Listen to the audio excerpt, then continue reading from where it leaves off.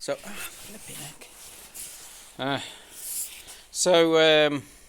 yeah, this is the fallacy. You can see how I think this one's a bit welled out, isn't it? Yeah.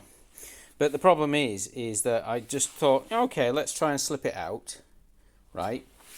And I've undone, these bolts are all loose, and I've taken all that off, and I've taken all these bolts off here, and I take all these bolts off here, and the ones that are underneath there as well, where are they at? There, see? They're on top here, right? This one's broken off from this, right?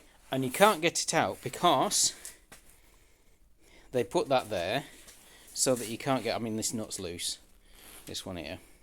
But you can't get this out because it's locked against the pack. You can see it forms against it, so you can't slide it out. Okay, the only way you can get it out is basically to get the pack off of this base. That's how it works. So you have to take the whole pack off just to get one of these end ones. Yeah, because you can't remove this. You can't remove this. You see. So I'll have to take the whole pack apart.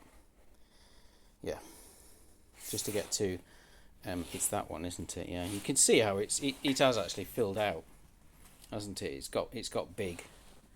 Yeah. Anyway, that's tomorrow's task now.